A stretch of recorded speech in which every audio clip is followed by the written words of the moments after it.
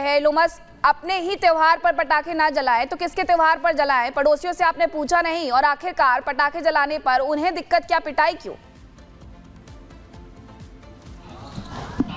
बिल्कुल साफ तौर पे आप देख सकते हैं, मैं उसी कॉलोनी उसी मोहल्ले में मौजूद हूं और ये फरीदाबाद का ये सुभाष कॉलोनी है जहां पर इस तरह के बोर्ड, ये मकान बिकाऊ है, एक घर है और घर के बाहर ये इस तरह का बोर्ड लगा है, ये मकान बिकाऊ। तो समझ सकते हैं कि ये घर वाले कितने डरे हुए, कितने सहमे हुए हैं।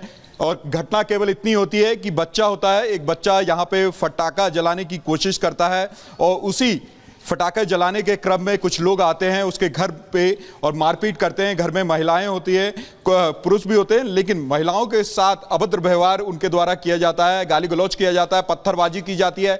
और यहाँ पे पीड़ित परिवार की महिला भी है हमारे साथ बात करने के लिए, हम उनसे भी जानेंगे क्या हुआ था उस दिन। बताते रहे सर, कुछ क्या हुआ था, हम 4 जने बैठे पड़े और लाला ने पटाखा चला दिया हमारे ने, कोई बात नहीं। उसके बहुत देर बाद अपने घर से खूब गालियाँ दे रहा।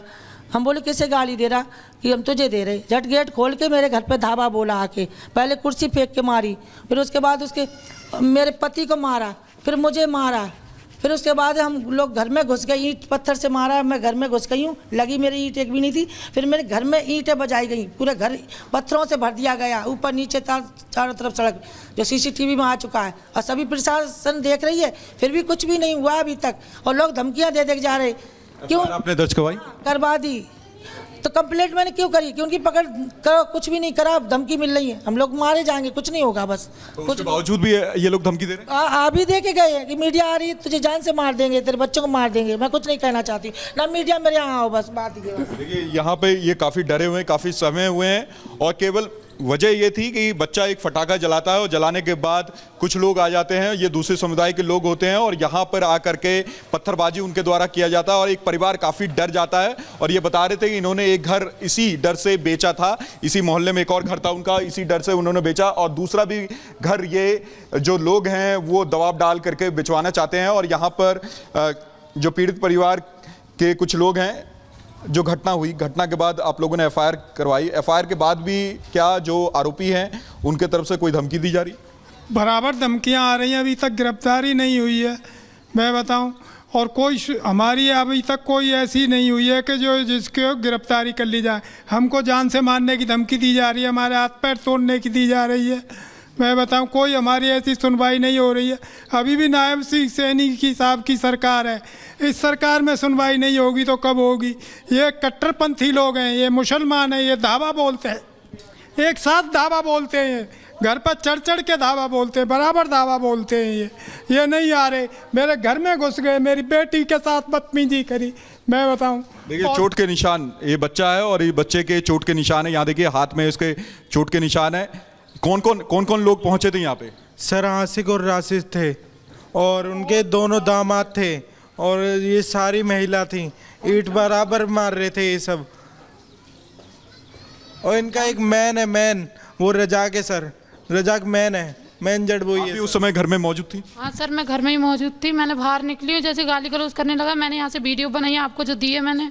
निकलते ही यहाँ बाहर करता है और फिर हम अपने पेरेंट्स को अंदर ले जाते हैं, फिर उनको पत्थरबाजी करने लगता है, गेट तोड़ता है, ऊपर से आता है, ज़बरदस्ती करता है हम लोगों के साथ। और प्रशासन भी अभी तक कुछ नहीं कर रही है, ना उनको गिरफ्तार किया और इन लोगों को इतनी छूट मिली हुई है, अभी तक धमकी दे रहा है। हमें बहुत खतरा है इस चीज़ का और बोला जा रहा है कि मीडिया वाले क्या कर लेंगे, पुलिस वाले क्या कर लेंगे, निकल के आ जाएंगे, खून हो जाता वो भी निकल के आ जाते, बाद में देख लेना।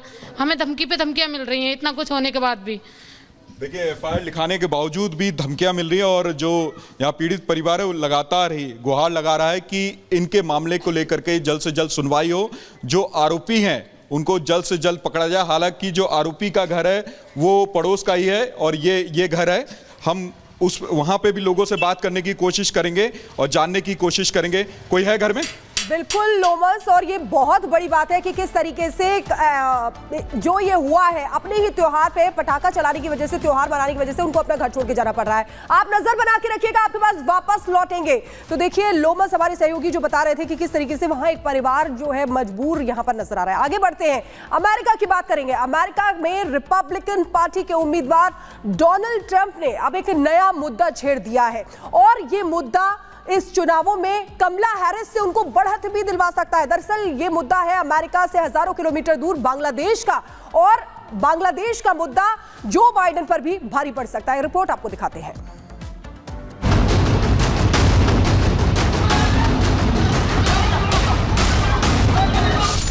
जिस तरह से बांग्लादेश और पाकिस्तान में हिंदुओं के ऊपर हमले बढ़ रहे हैं, उससे अब अमेरिका भी परेशान हो गया है।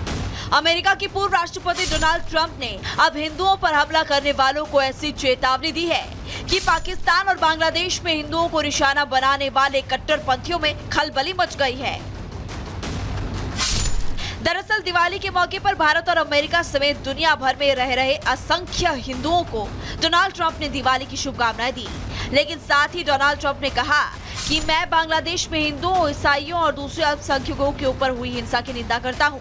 बांग्लादेश में हिंदुओं के ऊपर भीड़ द्वारा हमला किया जाता है और उनसे लूटपाट भी की जा रही है, जो पूरी तरह से गलत है। हिंदुओं के ऊपर ऐसे हमले मेरे राष्ट्रपति रहते कभी नहीं होते। कमला हैरिस और जो बाइडेन ने दुनिया भर और अमेरिका में हिंदुओं की उपेक्षा की है। डोनाल्ड ट्रंप का यह बयान ऐसे समय में आया है जब आज से 4 दिन बाद अमेरिका में राष्ट्रपति चुनाव के लिए 5 नवंबर को वोटिंग होनी है।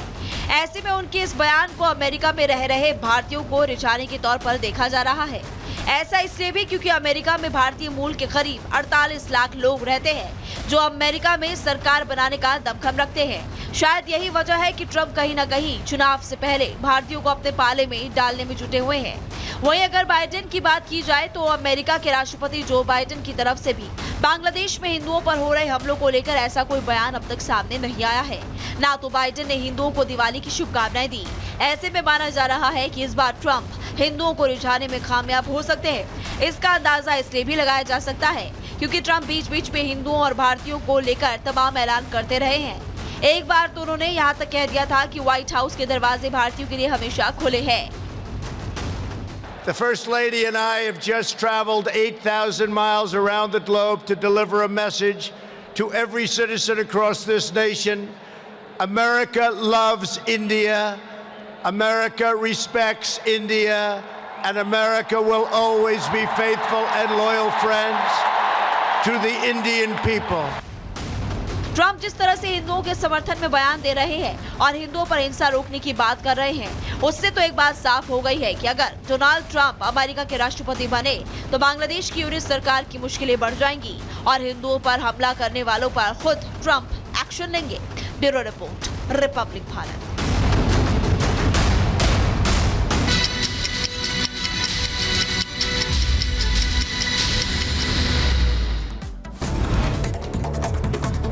शाहदरा कांड का सीसीटीवी फुटेज आया सामने। आरोपी ने की कई राउंड फायरिंग। स्कूटी से आए 2 लोगों ने गोली मारी। सीसीटीवी के आधार पर आरोपियों की तलाश कर रही है पुलिस।